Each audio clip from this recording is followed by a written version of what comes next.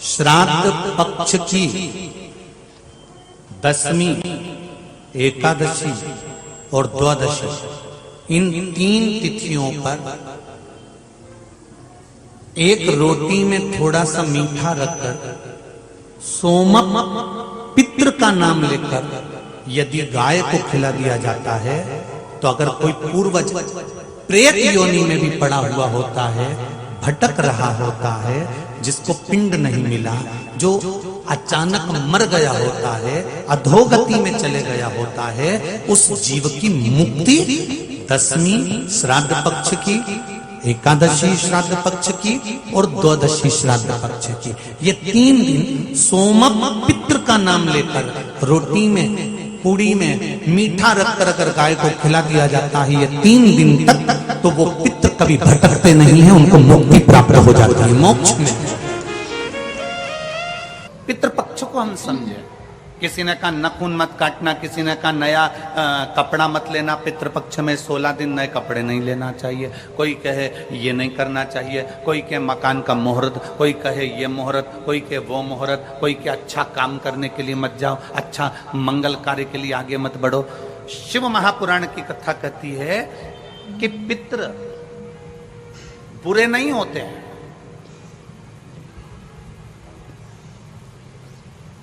पितृ बुरे नहीं होते हैं। आज लोगों के मन में बड़ा भय हो जाता है। व्हाट्सएप खोलो, फेसबुक खोलो, तो ब्राह्मणों के लिए लोग कमेंट्स करना प्रारंभ कर देते हैं कि अब श्राद्ध पक्ष चालू हो गया, ब्राह्मण जीमने के लिए जाएंगे। कोई ब्राह्मण की तुलना कौवे से कर देता है, कोई कुछ कह देता है, कोई कुछ कह देता है। ना,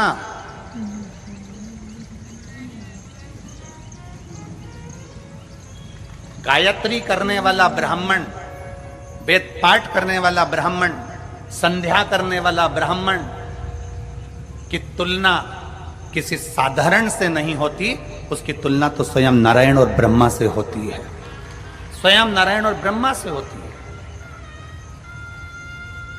किसी ने कहा कि तुम अभी नया वस्त्र मत लो, पितृपक्ष चल रहा है,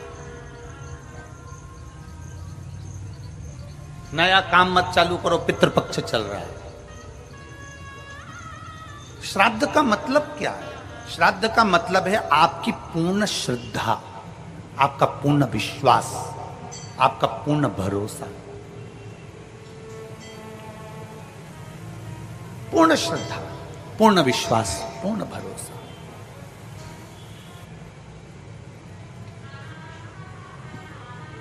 पितृपक्ष श्राद्ध का समय गलत समय नहीं है। कोई काम आपको शुरू करना है तो पितृपक्ष में शुरू कर सकते, बस पितृपक्ष में एक काम चालू करो। पितृपक्ष में बन सके गौ माता को रोटी दो, पितृपक्ष में बन सके गौ माता को जल दो, पितृपक्ष में बन सके तो भूखे को भोजन कराओ, प्यासे को पानी पिलाओ। पितृपक्ष में बन सके, तुम्हें किसी ने कह दिया, कोई विद्वान ने तुम्हें बता दिया कि तुम्हारे पितृ दोष है, तुम्हारे घर में काल सर्प दोष है, तुम्हारे घर में ऐसा दोष है, तो एक काम चालू करो, 16 दिन श्राद्ध के एक चावल का दाना देवाधिदेव महादेव के शिवलिंग पर समर्पित करो, दूसरा चावल का दाना अशोक सुंदरी की जगह पर समर्पित करो, और 1 लोटा जल पहले अशोक सुंदरी वाली जगह पर थोड़ा सा चढ़ाओ, उसके बाद शंकर भगवान को उस जल को अर्पित करो, अपना गोत्र बोलकर, अपने पितरों का स्मरण कर कर आपका पितृदोष अपने आप शांत हो जाएगा, दोष मिट जाएगा, आपका पितृदोष शांत, आपका दोष समाप्त।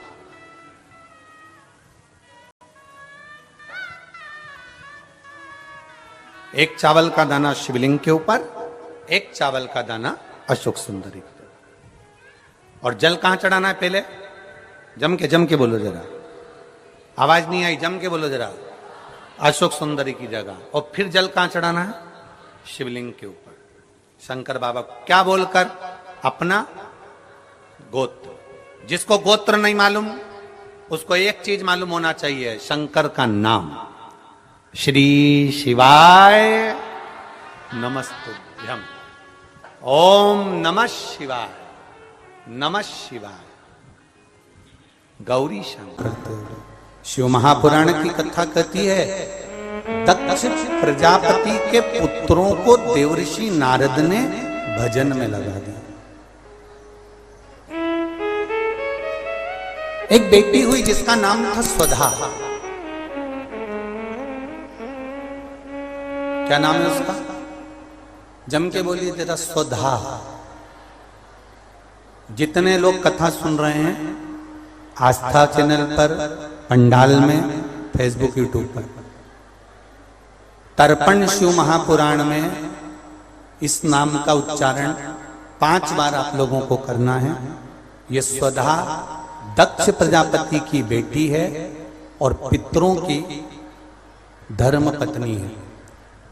इस पितरों की धर्म पत्नी स्वधा का नाम लेने से अगर हमने कंडा, गोबरी, गाय का जो गोबर होता है कंडा, उसको जलाकर अगर धूप नहीं दी हो या किसी ब्राह्मण को भोजन आदि नहीं कराया हो या तिलांजलि तर्पण नहीं करा हो, पिंड नहीं दिया हो या श्राद्ध पक्ष में किसी को कोई दान ना करा हो तो उसका दोष ना लगे, उसके लिए तर्पण शिव महापुराण में पितरों की धर्म पत्नी स्वधा का नाम का स्मरण आप और हमको साथ में करना है। सभी लोग एक साथ में बोलेंगे, स्वधा स्वधा स्वधा स्वधा स्वधा।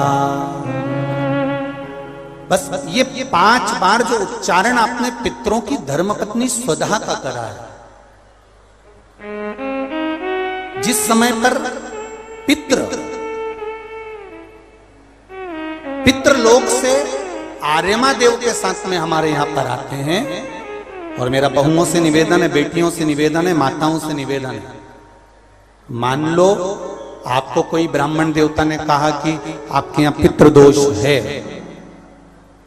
आपको कह दिया कि पितृदोष है, तो आपको घबराना नहीं है कि महाराज जी मुझे क्या करना पड़ेगा। पितृदोष है, एक चावल का दाना घर में से लीजिए, हथेली पर रखिए, पानी का जो मटका होता है, हंडा होता है, पानी का जो मटका है, हंडा है, जहां पर रसोई घर में तुम पानी रखते हो, उस हंडे के पास में, मटके के पास में उस चावल के दाने को लेकर जाइए, अपने पितरों का स्मरण कर कर स्वधा स्वधा स्वधा स्वधा स्वधा 5 बार बोलकर शंकर भगवान के शिवलिंग पर, तुम्हारे घर में शिवलिंग हो तो घर में, और अगर मंदिर में शिवलिंग हो तो मंदिर में, उस चावल के दाने को चढ़ा दीजिए। कैसा भी पितृदोष होगा समाप्त हो। मात्र स्वधा का स्मरण बहुत।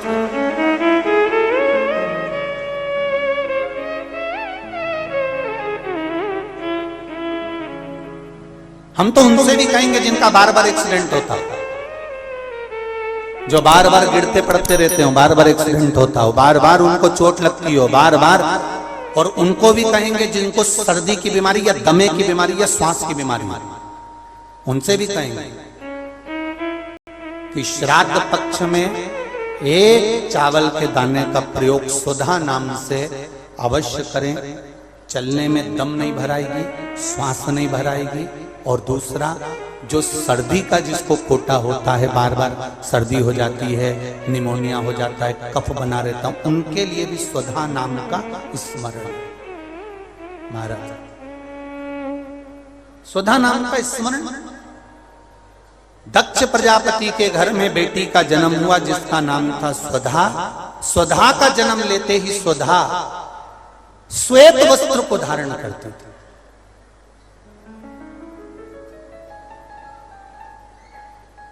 कोई वस्त्र अगर स्वधा पहन रही है तो श्वेत वस्त्र धारण कर रही है।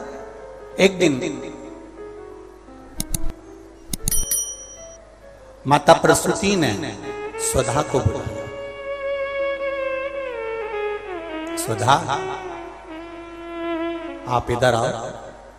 स्वधा आई, हाँ मां। बेटी, जब घर में इतने सारे आभूषण हैं,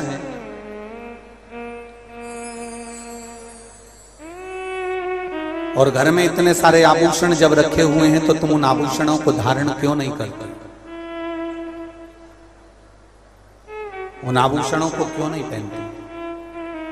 घर में इतने सारे वस्त्र रखे हैं तो तुम उन वस्त्रों को धारण क्यों नहीं करते?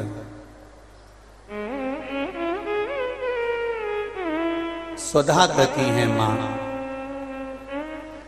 संसार सागर में जब किसी के प्राण छूट जाते हैं और प्राण छूटने के बाद वो जीवात्मा अगर अच्छी जीवात्मा है तो वो देवलोक चली जाती है। जो बुरी जीवात्मा है वो भटकती रहती है, भटकती है। मां उन जीवात्माओं के कल्याण के लिए मैं श्वेत वस्त्र धारण करता हूं। श्वेत वस्त्र, श्वेत चावल का दाना,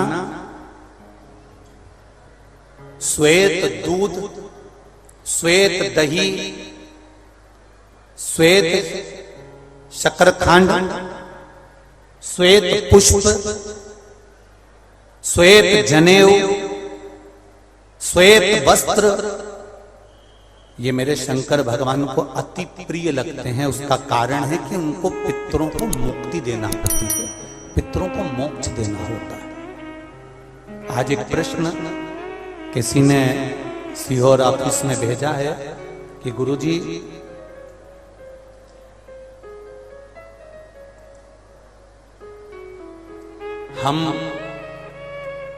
हमको श्राद्ध पक्ष में हम जो ब्राह्मण को भोजन कराते हैं या हम किसी को भोजन कराते हैं तो वो हमारी जीवात्मा को क्या वो मिलता है?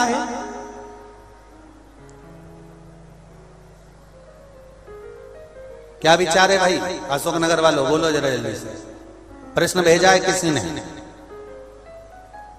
हम अगर किसी ब्राह्मण को भोजन करा रहे हैं, हम किसी को भोजन दे रहे हैं तो वो हमारी जीवात्मा को मिलता। 3 प्रश्न हैं और तीनों प्रश्न का उत्तर जरा देखिएगा, बड़ा ध्यान रखना। और जिसने प्रश्न करा है उत्तर प्रदेश से वो ध्यान से सुनना भाई। हमने ब्राह्मण को भोजन कराया, हमने संत को भोजन कराया, हमने गुरुजी को भोजन कराया तो वो मिलेगा। पहले तो ये अंदाजा करिए कि आप भोजन दादा ससुर के नाम से करा रहे हो तो दादा ससुर का नाम लेना पड़ेगा। बोलो सही है कि गलत है? गोत्र बोलना पड़ेगा। उसका कारण क्या होता है कि हमने पत्र लिखा और ये पत्र लिखकर हमने इसको